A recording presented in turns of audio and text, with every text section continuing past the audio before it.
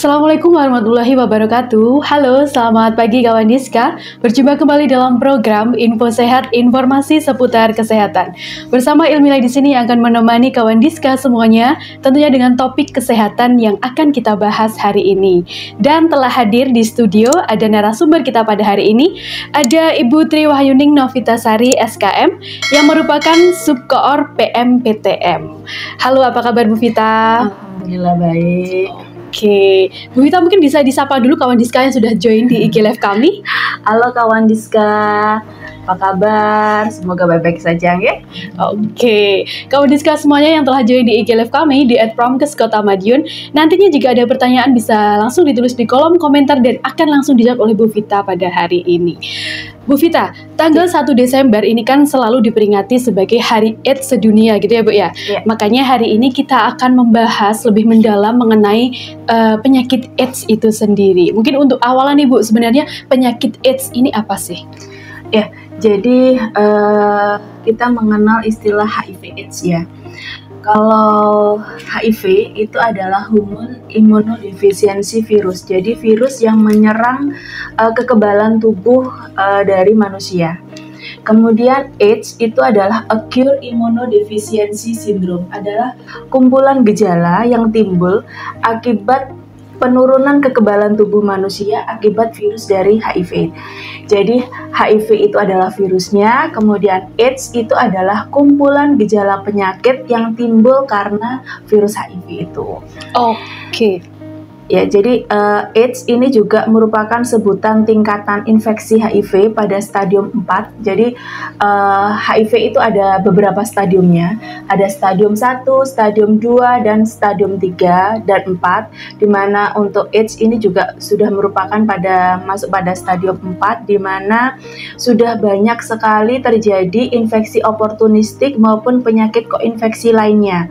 Seperti contohnya adalah TB, toksoplasmosis maupun yang lainnya, seperti itu. Oke, jadi bisa disebut HIV ini sebagai virusnya gitu ya Bu ya? Iya. Kemudian AIDS ini adalah kumpulan gejala penyakitnya. Kumpulan gejala penyakit. Jadi AIDS ini kalau sudah masuk pada HIV tingkat stadium 4 begitu Bu? Iya. Oke. Kemudian untuk gejala sendiri dari AIDS ini sendiri apa sih Bu? Iya. Jadi pada umumnya orang HIV itu terlihat sama sehatnya seperti kita. Jadi orang yang baru terinfeksi HIV itu tidak akan menunjukkan gejala sama sekali atau asimptomatik ya. Kemudian menurut perjalanan waktu itu bisa berlangsung kurang lebih 5-10 tahun. Tapi awalnya itu juga ada yang dikatakan Windows period atau periode jendela. Periode jendela itu sendiri adalah berlangsung kurang lebih 3-6 bulan. Di mana apabila sebenarnya seseorang itu sudah terinfeksi HIV, tetapi dia belum membentuk antibodi dalam tubuhnya, sehingga pada waktu dilakukan tes HIV, karena reagen kita itu yang bisa mendeteksi adalah mendeteksi antibodi, sehingga dia kalau dites hasilnya masih negatif. Nah, seperti itu. Jadi perlu disarankan untuk dilakukan tes ulang. Nah, tadi seperti yang saya bilang bahwa perjalanan HIV itu sangat panjang, bisa 5-10 tahun ya.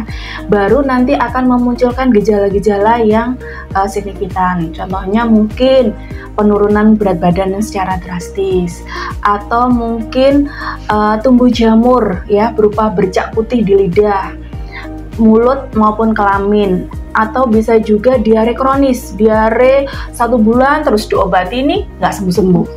Kemudian juga sariawan kronis, sudah diobati berulang kali juga nggak sembuh-sembuh. Nah, ini merupakan tanda-tanda bahwa seseorang itu bisa jadi sudah terinfeksi virus HIV.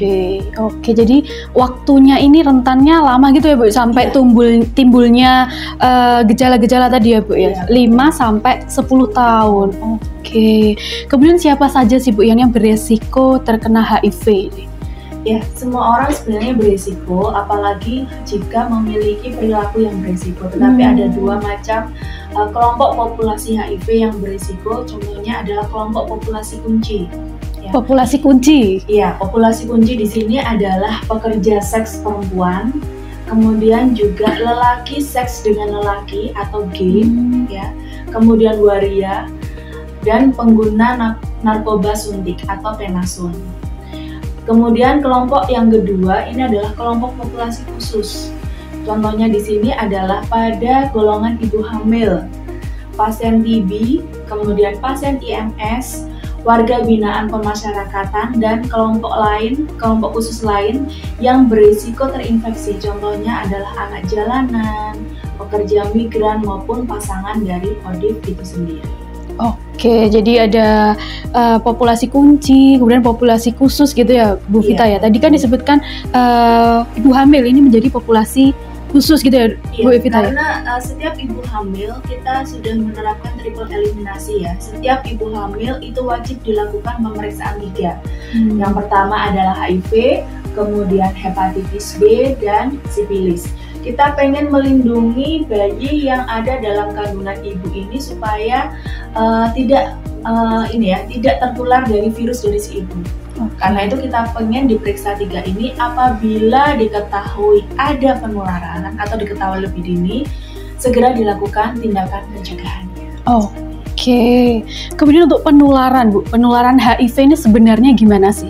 Apakah dengan bersentuhan dengan orang yang sudah positif HIV ini menular?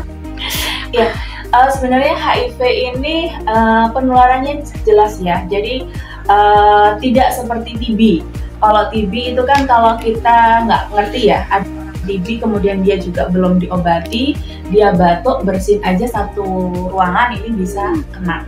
Kalau HIV itu penularannya hanya melalui cairan darah, kemudian cairan alat kelamin atau alat genital, dan air susu ibu. Ya. Maka HIV ini bisa ditularkan melalui hubungan seks yang berisiko, sering bergonta-ganti pasangan. Bisa juga transfusi darah yang tidak melalui screening terlebih dahulu, penggunaan jarum suntik yang tidak steril atau bergantian, atau bisa juga dari ibu ke janin tanpa pencegahan penularan, atau melalui ASI dari ibu yang positif HIV. Oke, dari ibu yang memberikan ASI itu bisa Ibu Vita ya? Bisa. Apabila ibunya ini ternyata dia positif HIV, kemudian si bayinya minum ASI, ya, nah ini bisa tertular lewat ASI.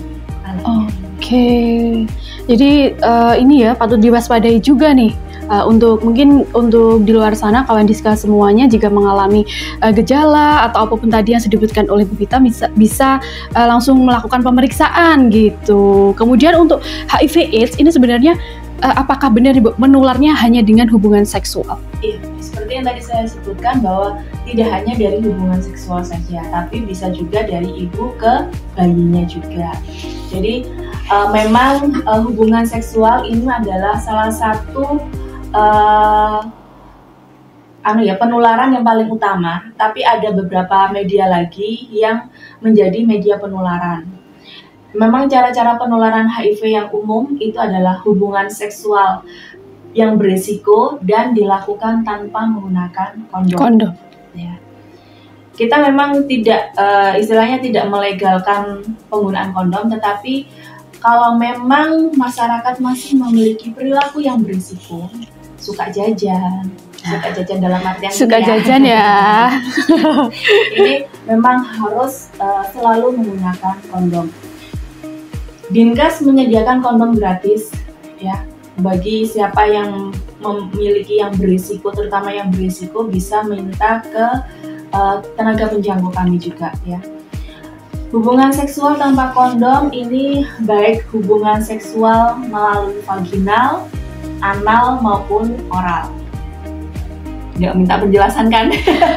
Ya mungkin bisa di searching nanti ya mungkin ya. Atau mungkin Bu Vita bisa menjelaskan sedikit. Searching aja ya. Iya. Lebih amannya searching aja nih. Dan jika dilakukan tanpa perlindungan dari kondom ini resiko penularan HIV ini bisa menjadi sangat tinggi.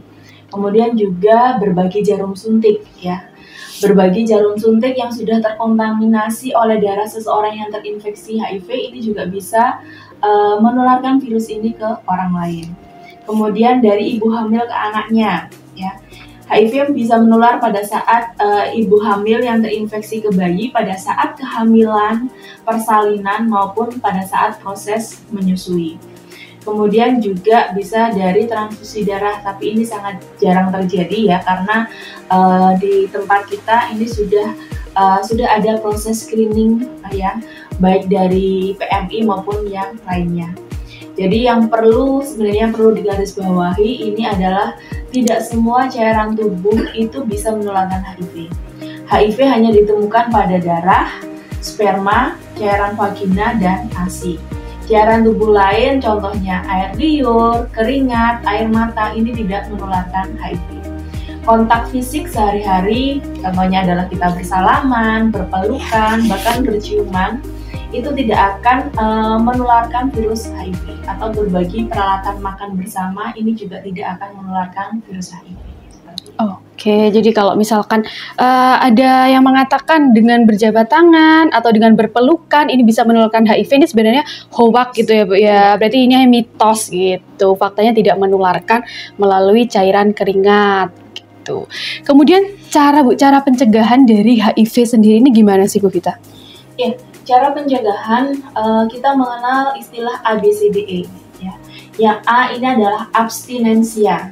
Jadi bagi yang belum menikah ini kami harapkan tidak melakukan hubungan seks di luar nikah. Ini adalah langkah yang paling tepat untuk menghindari paparan dari virus HIV itu sendiri. Kemudian be faithful ya.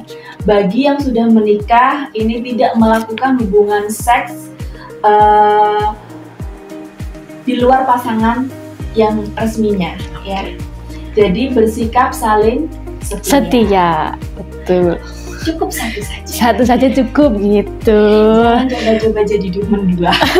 Apalagi mentiga mau 4 ya Bu ya.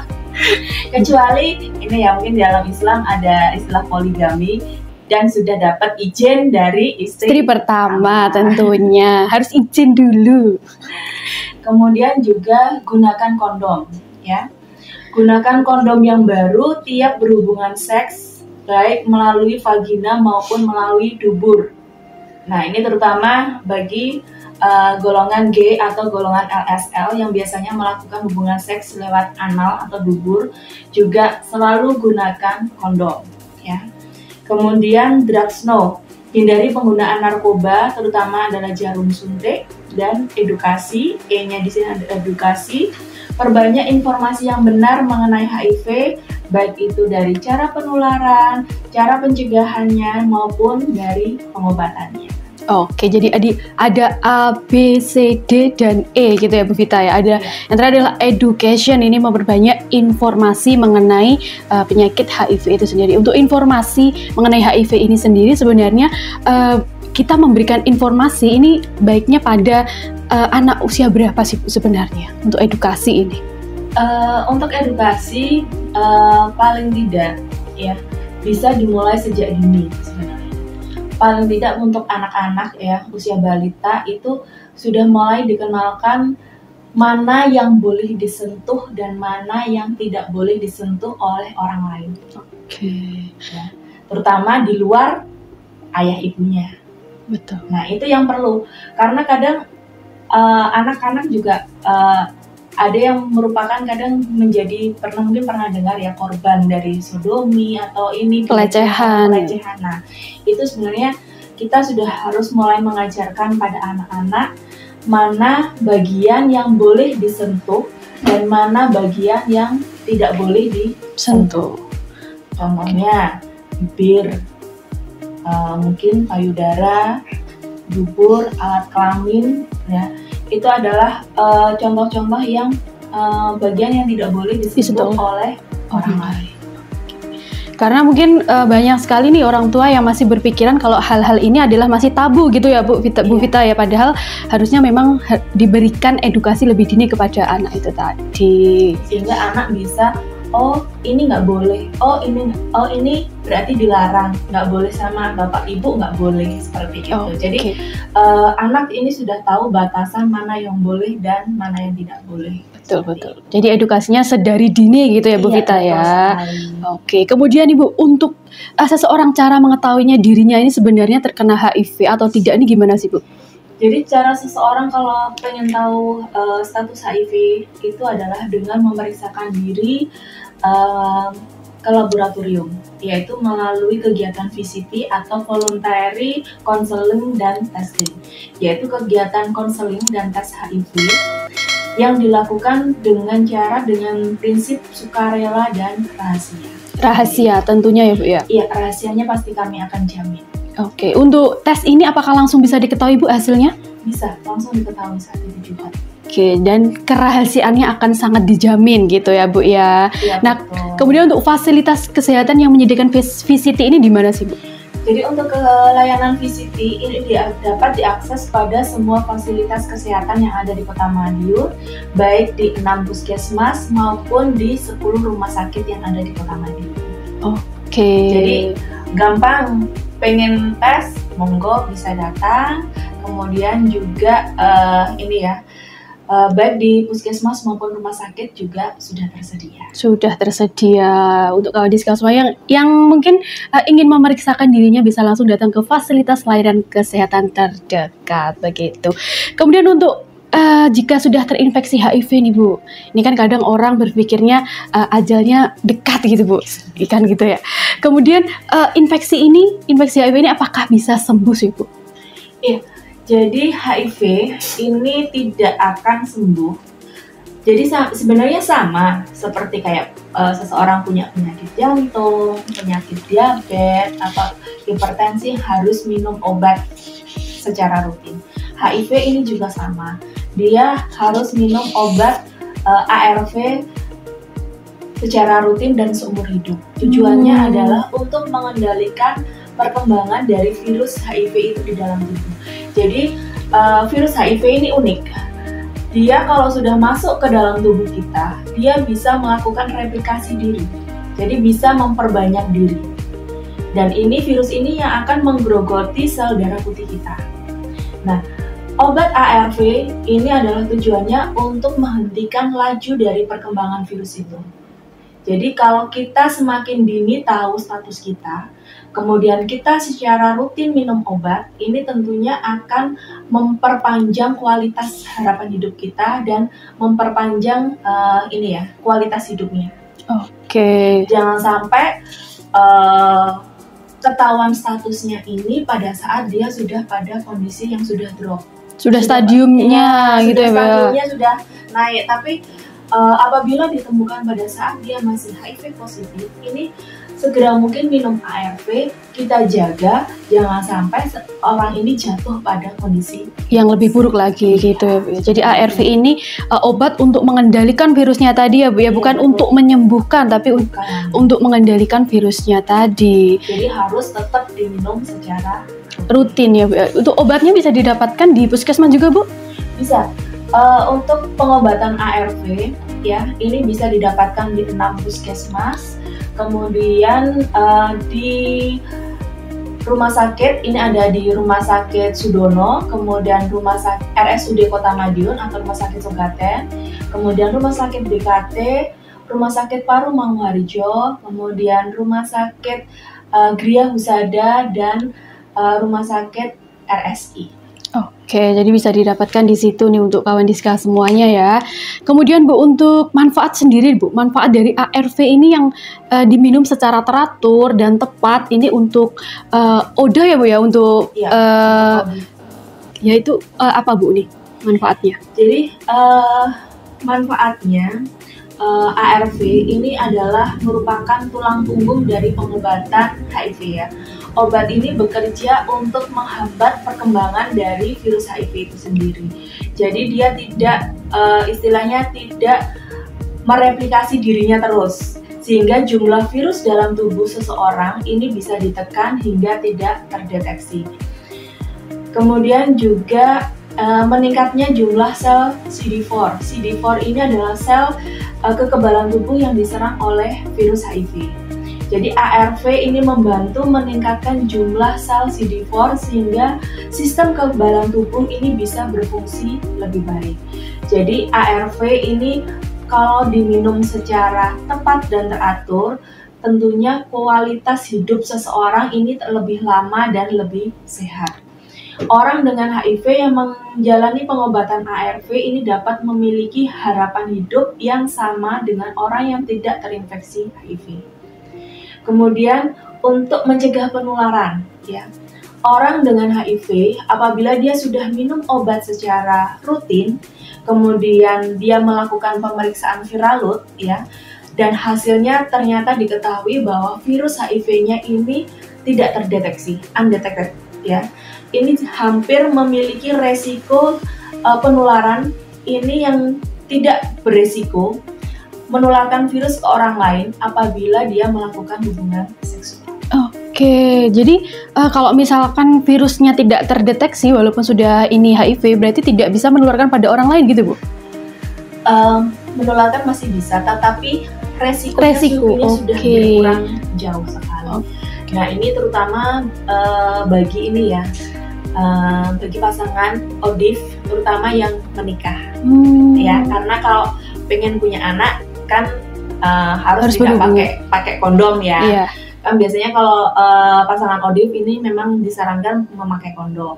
Tetapi kalau dia pengen punya anak, apalagi kalau dari hasil viral load-nya dia sudah tidak terdeteksi, nah ini bisa melakukan hubungan seksual tanpa kondom dengan harapan terjadi pembuahan.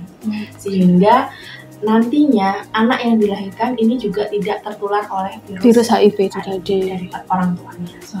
Oke, jadi manfaatnya nih banyak sekali ya untuk ARV ini sendiri. Tapi untuk ARV ini apakah ada efek samping dalam pengkonsumsiannya setiap hari ini? Kalau konsumsi ARV, efek sampingnya ini tergantung dari reaksi tubuh seseorang ya. Kita tidak bisa menyamaratakan satu obat ini bisa ini, tapi tergantung dari dokter, dari kondisi klinis pasiennya. Jadi apakah seseorang ini cocok memakai ini ada regimennya, ada banyak seperti itu. Dan kadang kan seseorang itu dia punya alergi ini, punya alergi terhadap golongan obat tertentu. Ya, ini yang kita tidak bisa menyamaratakan, sehingga perlu adanya konsultasi dari dokter untuk menentukan regimen ARV dari seseorang. Oke, jadi tergantung dengan kondisi tubuh masing-masing gitu. Kemudian kalau misalkan Bu ada pernyataan nih, benarkah orang dengan HIV ini tidak bisa bekerja? Ini betul atau tidak, Bu? Jadi tidak benar ya. Seperti yang tadi saya sampaikan bahwa orang yang HIV positif ini bisa terlihat sama sehatnya seperti kita, ya. Jadi apalagi kalau dia sudah minum obat secara rutin. Banyak loh di sekitaran kita yang saya tahu itu adalah HIV positif sebenarnya. Tapi kan kalian tidak tahu. Saya aja yang tahu. Saya jadi ndredeg nih ya kalau Bu tahu seperti itu. Jadi tetap bisa beraktivitas normal ya, Bu ya? Bisa beraktivitas secara normal. Jadi orang apalagi kalau dia sudah minum ARV secara rutin itu pasti yang mungkin yang dulunya dia kelihatan kurus banget setelah minum ARV ini bisa tubuhnya menjadi lebih gemuk, lebih sehat, lebih berisi. Oke, datanya semua ada di Bu Vita nih kalau Niska ya semuanya ya. Oke, udah lanjut lagi Bu. Untuk HIV ini kadang kan masih dianggap, apakah masih ada yang menganggap remeh Bu tentang penyakit HIV ini? Iya. Ini yang kadang membuat kita tuh miris ya. Ada orang yang masih denying, jadi dia masih menyangkal bahwa dirinya ini terinfeksi HIV, padahal dari hasil laborat sudah menyebutkan bahwa seseorang ini terinfeksi HIV. Akhirnya pada waktu disarankan untuk konsultasi periksa lebih lanjut, dia nggak datang-datang. Itu banyak yang seperti itu. Itu tidak hanya 1-2 orang saja, tetapi sudah ada kita ada sekitar, mungkin dari penemuan kasus baru itu ada sekitar 54 orang HIV positif yang belum melakukan pengobatan. 54? Dia masih denying. Denial gitu ya Bu, menganggap remeh gitu Bu ya? Iya, karena merasa saya ini loh sehat, saya loh nggak apa-apa, tubuh saya ini loh nggak apa-apa. Tapi sebenarnya dia sudah HIV positif. Ini jangan-jangan menganggap remeh atau sebenarnya takut nih Bu? Nah, itu ada dua. Apakah takut? Takut ini bisa juga salah satunya. Karena sebenarnya HIV ini merupakan salah satu tantangan kesehatan yang paling signifikan, terutama di negara-negara yang berdapatan rendah maupun menengah. Diperkirakan ada 24.000 infeksi HIV baru dan 26.000 kematian akibat penyebab AIDS ini terjadi pada tahun 2022. Ya.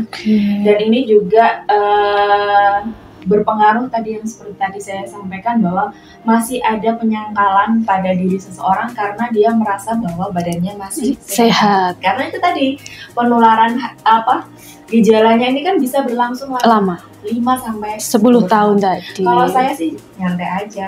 Nanti pasti akan ketemu kok di UGD. Oke. Baik, datanya dari Bu Vita, nanti bisa ketemu Bu Vita di UGD dalam rentan waktu itu tadi ya Bu ya. Oke, kemudian tadi disebutkan HIV kasus baru nih sekitar 54 orang ya Bu ya. Kemudian kalau situasi sendiri Bu, situasi penyakit HIV di Kota Madiun ini seperti apa sih Bu sebenarnya? Iya, jadi tren kasus punya bukan 54 itu tadi yang belum melakukan pengobatan. Untuk kasus baru yang kita temukan tahun ini, kita sudah menemukan sekitar 134. 134. Tahun kemarin itu ada 160. Wow. Audit baru yang berhasil kami temukan. Di Kota Madiun ya Bu ya? Di fasilitas yang ada di Kota Madiun. Jadi bukan hanya berasal dari Kota Madiun, tapi biasanya yang kami temukan itu berasal dari sekarisidenan Madiun. Oke. 130 ya Bu tahun ini berarti? 143 untuk di tahun ini. 143, kalau tahun kemarin 160. Oke. Dan rata-rata kebanyakan memang terbesar itu adalah dari pasien pre-op. Artinya Bu? Pasien pre-op itu kalau dia mau operasi, itu kan biasanya dari rumah sakit dilakukan pemeriksaan. Nah, termasuk salah satunya ini adalah HIV. Nah, ini yang rata-rata masih denying tadi ya dari masih denial ya. Ini. Seperti itu. Jadi pasien-pasien yang mau operasi, kemudian dia dilakukan tes, kemudian diketahui bahwa dia ternyata HIV-nya positif. Dan ini biasanya rata-rata kalau disuruh untuk konsultasi lebih lanjut mengenai HIV positifnya ini tidak hadir. Jadi mereka masih denying tadi. Kemudian ada juga, nah ini yang perlu kita waspadai, ini adalah mulai meningkatnya penemuan kasus HIV baru pada komunitas LSL. Lelaki seks dengan lelaki. Trennya apakah semakin meningkat Bu LSL ini? Semakin meningkat dan mulai bergeser ke usia remaja. Usia remaja. Baik, agak shock ya ini mendengarnya ya. Ini trennya bergeser LSL kemudian ke remaja gitu Bu ya. Kami tahun ini sudah berhasil menemukan 3 yang usianya ternyata 15 sampai 19 tahun. Yang HIV positif dan perilaku seksual beresikonya pakai LSL Bu? Oke. Kemudian ada lagi Bu? Kemudian di usia 20 sampai 24 tahun ini kita menemukan ada 12 kasus. 12 kasus. Jadi semakin mulai nampak ada penambahan kasus terutama pada kelompok LSL, dan ini rata ya, hampir semua terjadi di Indonesia bahwa komunitas LSL ini semakin meningkat. Dan ini perlu kewaspadaan dari para orang tua. Tolong benar-benar diamati pergaulan dan perilaku dari putra-putrinya. Oke. Jadi saat ini yang perlu diwaspadai tidak hanya laki-laki dan perempuan saja. Justru yang bahaya adalah karena saat ini mungkin kalau kita misalkan menilik sedikit Bu di sosial media gitu ya Bu ya, di platform TikTok atau di manapun, orang dengan LSL ini semakin menunjukkan dirinya gitu Bu. Iya, betul sekali. Jadi perlu diwaspadai. Juga di Kota Madiun, jangan dikira loh Kota Madiun itu sedikit, banyak Bu komunitasnya. Banyak sekali. Wow, Masya Allah, ini saya terkejut sekali hari ini dengan informasi-informasi baru yang nanti kapan-kapan tak ajak ya. Oh boleh Bu. Oke, kita lihat komunitasnya ya Bu ya. Waduh, gimana nih ya untuk kawan Diska yang masih jomblo nih, untuk ciwi-ciwi ini lelaki ini bergeser nih trennya ke LSL. Yang lelaki ganteng. Wow. Karena lelaki ganteng ini semakin ini ya Bu ya, selain menyakiti juga ternyata juga sukanya ke lelaki gitu. Oke, kemudian ada lagi Bu untuk kasusnya? Jadi yaitu semakin bergeser, semakin ini, dan ini menjadi keprihatinan kita semua ya, terutama saya, terutama para orang tua, ibu-ibu ya, terutama orang-orang zaman dahulu yang pikirannya masih kolot ya, tolong dibuka lebar-lebar sekarang ini, karena perilaku yang berisiko ini tidak hanya laki-laki dengan wanita Perempuan saja, tetapi laki-laki dengan laki-laki saat ini sudah banyak sekali yang berisiko. Oke, susah sekali nih menjadi orang tua saat ini juga ya Bu ya. Kalau dulu mungkin kita nggak boleh nih duduk di samping perempuan gitu. Malah sekarang nih yang lebih bahaya adalah laki-laki dengan laki tadi. Oke, wow ini banyak sekali nih keshokan hari ini materi yang disampaikan Bu Vita tadi. Kemudian Bu, untuk pentingnya nih dukungan sosial bagi orang yang hidup dengan HIV ini gimana nih Bu? Memang seseorang dengan terinfeksi HIV itu kayaknya seakan-akan, aduh, dunia saya runtuh ya, dunia saya jadi gelap. Seperti ajal di depan kita gitu Bu. Jadi tetap semangat ya. Status HIV positif itu bukan akhir dari segalanya. Saat ini sudah ada obat yang bisa menekan laju perkembangan dari virus HIV. Jadi sudah diperhatikan oleh pemerintah bahwa obat yang ada saat ini juga sudah manjur, banyak sekali ODIF ini yang kualitas hidupnya bisa lebih meningkat ya, terutama apabila dia masih ditemukan pada saat HIV positif ya. Jadi dukungan sosial ini juga memiliki peran yang sangat penting bagi orang dengan HIV atau ODIF, karena dukungan ini tidak hanya membantu mereka dalam aspek kesehatan fisik saja, tetapi juga pada mental maupun emosionalnya. Ya. Karena apa? Karena dukungan sosial ini sangat penting, bisa meningkatkan kualitas hidup. Ya. Dukungan sosial ini dapat membantu ODA secara lebih baik secara emosi, mengurangi stres, kemudian meningkatkan kualitas hidupnya secara keseluruhan. Bisa juga meningkatkan kepatuhan terhadap pengobatan ya. Dengan adanya dukungan dari keluarga, teman, kelompok pendukung, ODIF ini akan merasa lebih termotivasi untuk menjalani pengobatan secara teratur. Kemudian juga mencegah isolasi sosial ya. Stigma, diskriminasi ini masih sangat erat kaitannya pada ODIF, sehingga dia merasa, oh lebih baik saya tidak membuka status saya. Lebih baik orang lain tidak tahu status saya daripada saya kena stigma sama diskriminasi. Padahal dengan adanya dukungan sosial ini bisa membantu mereka merasa terhubung dengan orang lain, bisa mengurangi perasaan kesepian. Ya, jadi jangan pernah tinggalkan orangnya, tetapi tetap kita rangkul. Yang kita jauhi adalah virusnya. Ya. Kemudian juga meningkatkan kesehatan mental. Orang dengan HIV ini seringkali mengalami masalah kesehatan mental. Contohnya adalah depresi, kecemasan, dan dukungan sosial ini bisa membantu para ODIF ini untuk mengatasi depresi maupun kecemasan yang dialami. Bisa juga untuk meningkatkan kualitas hidup.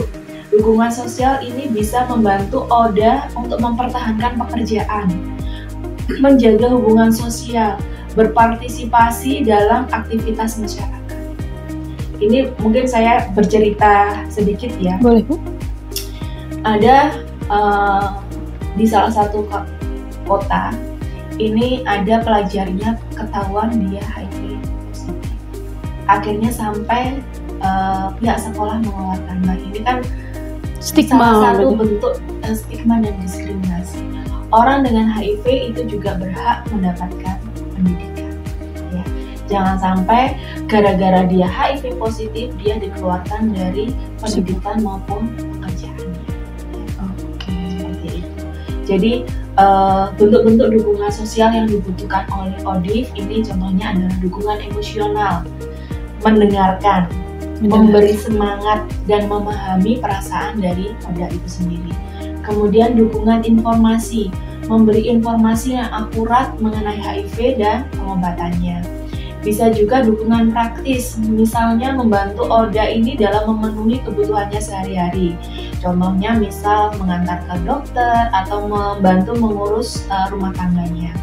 atau bisa juga dukungan sosial, membantu ODIF untuk terhubung dengan kelompok pendukung maupun komunitas lainnya. Kita ada kelompok-kelompok pendukung yang bisa memberikan dukungan juga pada ODIF, asalkan yang bersangkutan mau untuk membuka diri pada komunitas tersebut.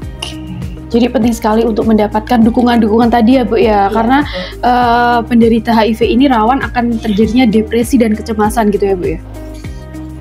Oke. Kemudian Bu, untuk kegiatan mungkin yang apa saja Bu yang sudah dilakukan dari Dinas Kesehatan PPKB sendiri? Kami sudah melakukan kegiatan mobile visiti ya pada populasi kunci, kemudian juga pertemuan validasi data, sosialisasi program HIV ini pada saat MPLS, kemudian pada kader kesehatan, pada PKK maupun pada pertemuan-pertemuan yang lainnya. Kemudian juga kami sudah melakukan screening HIV, termasuk juga podcast ini sebagai salah satu sarana edukasi kepada masyarakat. Oke, jadi banyak sekali nih ya program-program kegiatan dalam mendukung pencegahan dari penyakit HIV gitu ya Bu Vita ya. Iya. Kemudian untuk alternatif pemecahan masalah dari program HIV sendiri bagaimana nih Bu? Iya. Terus terang salah satu permasalahan yang masih kami hadapi ini adalah masih tingginya loss follow up pada ODIF ya. Salah satu yang bisa meminimalisir ini adalah meningkatkan KIE pada pasien maupun keluarga pasien. Kemudian juga memotivasi pasien untuk bisa tetap minum ARV seumur hidupnya. Kemudian juga kita sudah melakukan kerjasama juga dengan LSM Mahameru, terutama ini untuk melacak audit-audit yang lost follow up. Jadi tidak diketahui lagi kemana nih orangnya. Seperti itu, dia sudah lama nggak ngambil obat, dihubungi nggak bisa, di telepon nggak bisa, di WA nggak bisa, sehingga kami kerjasama sama LSM Mahameru ini untuk melacak audit-audit yang lost follow up. Kemudian juga meningkatkan pencatatan dan pelaporan pada aplikasi SIHA. Kemudian meningkatkan pemberian TPT pada ODIF ya. TPT ini adalah terapi pencegahan tuberkulosis, di mana 50% kematian pada ODIF ini biasanya disebabkan karena penyakit TB. Karena salah satu penyebabnya TB, maka kami utamakan pada ODIF apabila pada waktu dia mengambil obat dilakukan screening TB, tidak ditemukan gejala TB, ini bisa diberikan TPT. TPT ini bisa melindungi ODIF dari penyakit TB selama 3 tahun apabila dia minum secara rutin selama 3 bulan. Kemudian juga mengurangi stigma dan sosialisasi mengenai HIV ini pada kelompok remaja, terutama tadi yang saya sebutkan bahwa saat ini sudah banyak ditemukan HIV positif pada remaja. Kemudian Bu Vita, untuk peringatan Hari AIDS sedunia ini kan diperingati setiap tanggal 1 Desember seperti yang disebutkan di awal tadi ya Bu. Sebenarnya tujuan yang ingin dicapai dari peringatan HAS sendiri ini apa sih Bu? Tujuan untuk peringatan Hari AIDS sedunia ini ya, yang pertama adalah meningkatkan kesadaran masyarakat dan pemangku kepentingan akan pentingnya memberikan layanan kesehatan yang setara tanpa diskriminasi dan menjamin bahwa setiap orang termasuk ODIF ini memiliki akses terhadap perawatan, pengobatan maupun pencegahan HIV yang berkualitas. Memastikan penyediaan informasi yang menyeluruh dan akurat kepada HIV/AIDS pada seluruh lapisan masyarakat, sehingga mereka ini bisa membuat keputusan yang tepat dan bijak terkait dengan kesehatan maupun pencegahan HIV. Mengajak semua pihak untuk mendukung dan melindungi ODIF dari tindakan diskriminasi dan stigma sosial, serta menjamin perlindungan hukum terhadap hak-hak mereka dalam berbagai aspek kehidupan. Menyuarakan kesetaraan dalam akses pendidikan dan pekerjaan. Nah ini tadi yang seperti yang saya sebutkan ya, yang akan memungkinkan ODIF ini untuk meraih potensi penuh tanpa menghadapi diskriminasi dan mendukung mereka agar hidup secara produktif dan bermartabat. Kemudian juga mendorong pemerintah dan pihak terkait ini untuk menyediakan pelayanan publik yang ramah, inklusif, dan mendukung kesejahteraan ODIF, sehingga mereka dapat hidup dalam kondisi yang layak dan aman. Oke, jadi ada banyak tujuan nih dalam peringatan HAS itu sendiri. Kemudian untuk pesan kunci Bu, pesan kunci Hari AIDS sedunia pada tahun 2024 ini apa sih Bu? Iya, untuk pesan kuncinya ini adalah hak akses terhadap layanan kesehatan yang setara, inklusif, dan berkualitas, hak terhadap akses informasi yang komprehensif, hak mendapatkan perlindungan hukum, kemudian hak atas pendidikan dan pekerjaan yang berkesetaraan, hak atas pelayanan publik dan kesejahteraan lainnya.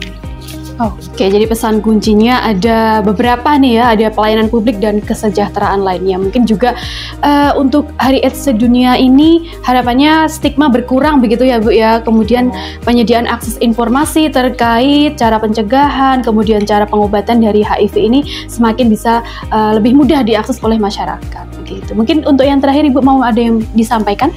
Ya, terutama untuk kawan Diska ya. Kami harapkan bisa mengakses HIV/AIDS ini secara benar dan akurat ya. Apabila ada kawan Diska yang memiliki perilaku yang berisiko, ya, segera periksakan diri melalui kegiatan VCT yang ada di puskesmas maupun di rumah sakit untuk bisa tahu status HIV-nya. Ya. Kemudian juga lakukan kegiatan-kegiatan yang bermanfaat dan hindari perilaku-perilaku yang berisiko. Apabila memang sudah memiliki perilaku yang berisiko, jangan lupa untuk selalu menggunakan kondom. Ya, mungkin itu dan saya harapkan kalian bisa tetap lebih produktif, lebih sehat dan tetap semangat. Oke, tetap semangat gitu. Kalau ada perilaku beresiko yang kira-kira dilakukan, bisa langsung melakukan VCT gitu. Jadi jangan takut untuk memeriksakan diri kalian gitu ya Bu Vita ya. Betul. Oke, terima kasih Bu Vita untuk materi yang telah disampaikan hari ini. Banyak sekali informasi yang kita dapatkan hari ini. Mungkin next kita akan membahas materi yang lebih menarik lagi Bu Vita. Oke, untuk kawan Diska semuanya, terima kasih sudah bergabung bersama kami dan tayangan ini bisa disimak kembali di YouTube kami di Kawan Diska 5145. Ilmilia pamit undur diri. Assalamualaikum warahmatullahi wabarakatuh.